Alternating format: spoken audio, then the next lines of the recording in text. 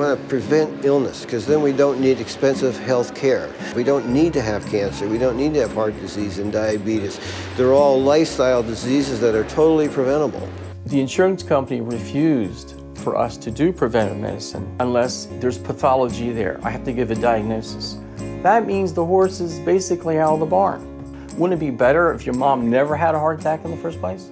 See, that's where I'm trying to go. Certainly we need medicine, and we may need surgery sometimes or something like that. That's quite fine. However, what about wellness? What about measuring the body before it breaks down so that we can take those keynotes and do something about them? Health is a state of complete physical, mental, and social well-being, and not merely the absence of disease or infirmity. And sadly, so many of us think it's, well, I'm not sick. I've actually had people stand at my front desk and say, I'm healthy except for my cancer.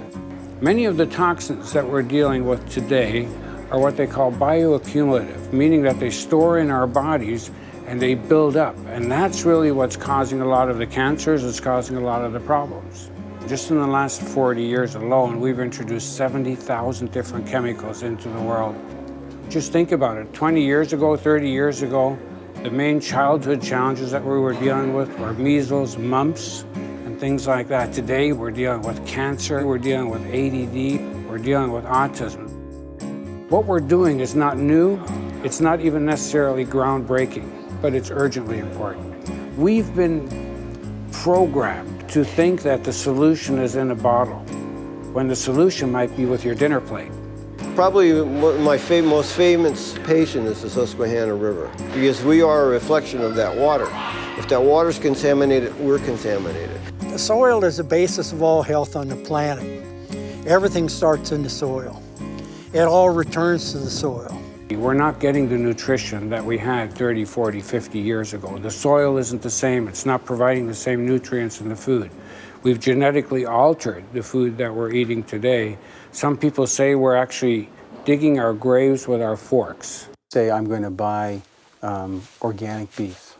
You're right, it is more expensive. It costs more effort for the farmer, there's more involved, but it doesn't involve the toxic food that cow has.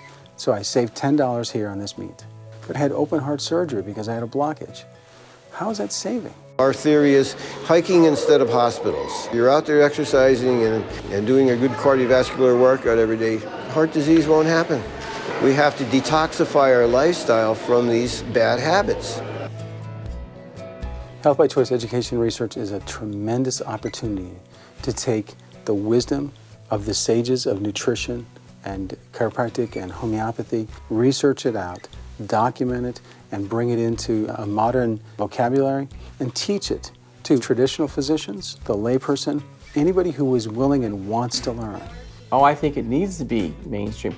I think the future is going to be integrative medicine. What we want to do is we want to validate and actually prove that there's real success in changing your lifestyle. We're seeing a revolution in this country. We're hearing about Dr. Oz, we're hearing about all these different people that are starting to look at natural health. People want the truth. They don't want to be sick. They want to be healthy. Show us how to do that, and we'll be fine. I mean, that's where we want to focus. And we can save billions of dollars on treatment of diseases that don't need to exist.